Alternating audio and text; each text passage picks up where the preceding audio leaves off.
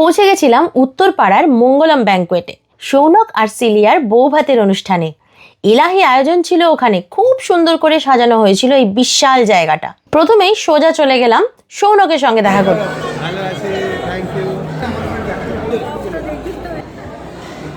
সুন্দরী মিষ্টি সিলিয়া, খুব সুন্দর লাগছে, খুব ভালো করে সংসার করো।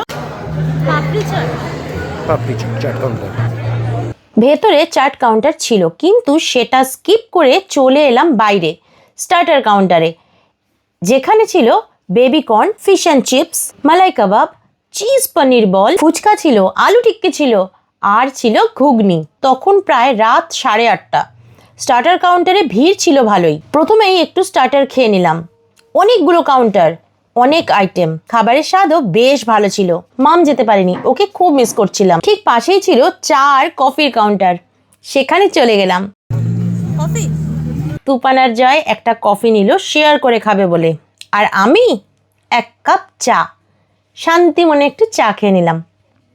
ফিশ অ্যান্ড চিপসটা মন কেড়ে নিয়েছিল। জয় আরেকবার ফিশ অ্যান্ড চিপস 1 প্লেট নিয়ে এলো, দুজনে মিলে একটুখানি শেয়ার করে খেয়ে নিলাম। গরম গরম একদম অরিজিনাল ভেটকি মাছ দিয়ে তৈরি ছিল, ভীষণ সুন্দর লাগছিল খেতে। স্টার্টারের সেরা আইটেম আমার মতে ফিশ অ্যান্ড চিপস। বসার সুন্দর জায়গা ছিল ওখানে, বসে বসে দেখছিলাম পাশে প্রজেক্টরে চলছিল সৌনকের প্রি ওয়েডিং শ্যুটের ভিডিও। মাঝখানে সুন্দর করে বেলুন দিয়ে সাজানো স্টেজ করা ছিল।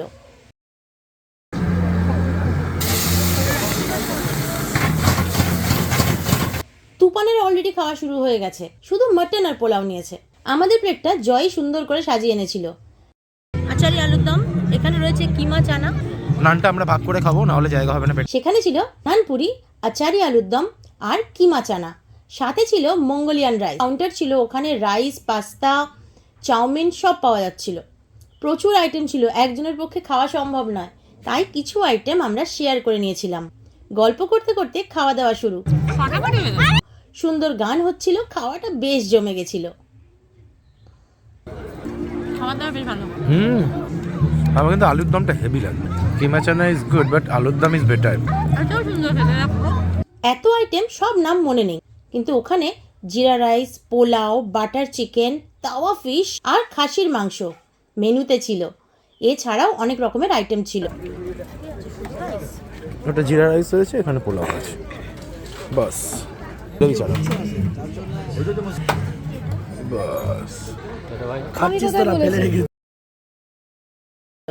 অনেকের সাথে দেখা হলো, গল্প আড্ডা সব মিলিয়ে বেশ দারুণ একটা সন্ধ্যা কাটালাম। এটা কি গো? ওটা হলো আসল প্লেট। এই দেখো, আমারও এটা রয়েছে। দেখো, এটা হলো, এটা পরে খাবে। হ্যাঁ, আগে এটা খাও। এটা জলেবি রয়েছে, রাবড়ি রয়েছে, বেকড সন্দেশ উইথ মিহিদানা, আর এটা আইসক্রিম। অসম। ও আচ্ছা, আমার জন্য এটা না নিলেও হতো, এটা নিলে হতো।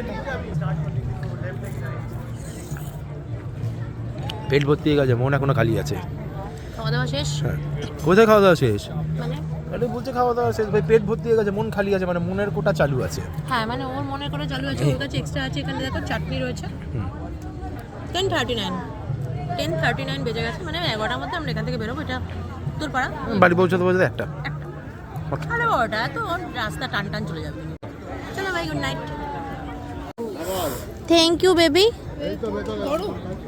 না, ঠান্ডা নিচে বসাচ্ছে গরম করার জন্য। তাই পৃথিবীর সব থেকে সেরা খাবার কিন্তু, যাই হোক মানে যতগুলো খাবার হোক, পৃথিবীর যা খাবার লাস্টে ঠিক মিষ্টিটা না থাকলে না, সব খাবারই আমার প্রিয় হয়। জ্ঞান দিলাম। হ্যাঁ, বুঝতে পেরেছি। ভিডিও করতে বলবে তো। চলো টাটা।